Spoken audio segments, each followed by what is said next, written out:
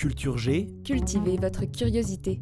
Bonjour à tous, c'est d'un sujet brûlant d'actualité dont nous allons parler aujourd'hui, la grève. Le ton monte. Faut-il craindre un décembre noir, aussi noir que décembre 1995 ? Désormais, quand il y a une grève en France, personne ne s'en aperçoit. Alors, qu'est-ce qui se passe, les peuples? On a faim. Eh bien, il faut manger. Venant du mot gaulois grava qui signifie sable grossier, la grève était d'abord une place, à Paris, la place de Grève, qui est aujourd'hui la place de l'Hôtel de Ville. C'était l'un des principaux points d'accostage des bateaux sur la Seine, et les hommes sans emploi s'y rendaient en espérant trouver du travail. Au XIXe siècle, le mot grève a commencé à être utilisé dans sa définition actuelle, un mouvement social, un arrêt collectif du travail pour exprimer un mécontentement. Nous refusons de reprendre le travail. Hors de question de continuer dans ces conditions, c'est intolérable.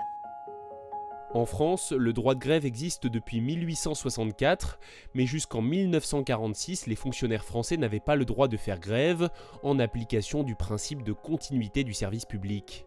Après la Libération, le droit de grève est accordé par la Constitution à tous, y compris les fonctionnaires, enfin presque tous. Certains, aujourd'hui en France, n'ont pas le droit de faire grève. Ah bon ? Les militaires d'abord. Selon le Code de la Défense, l'exercice du droit de grève est incompatible avec l'état militaire. Ils n'ont pas non plus le droit de se syndiquer, et cela inclut les gendarmes. C'est un ordre. Et un ordre, ça ne se discute pas, ça s'exécute. Point à la ligne. Selon la loi du 27 décembre 1947, les compagnies républicaines de sécurité, les CRS, je cite, ne jouissent pas du droit de grève. Et de même pour les fonctionnaires de police et les surveillants pénitentiaires, eux, en revanche, ont le droit de se syndiquer. Je lui ai rappelé que Sud s'est au un syndicat.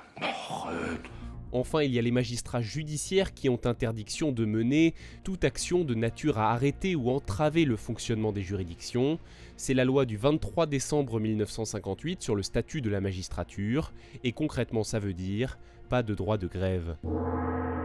Évidemment, pendant leurs jours de repos, ils ont le droit de manifester, mais pas question d'interrompre le travail. Monsieur fait son travail et c'est tout à fait normal. Dans d'autres secteurs, la loi impose la mise en place d'un service minimum. C'est bien pour cela d'ailleurs que la grève doit être déclarée et préparée.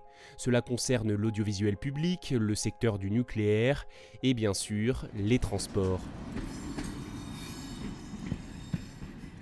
Dans l'éducation nationale, si les enseignants ne sont pas soumis à un service minimum, les communes sont tenues depuis 2008 d'assurer un droit d'accueil pour les classes de maternelle et de primaire.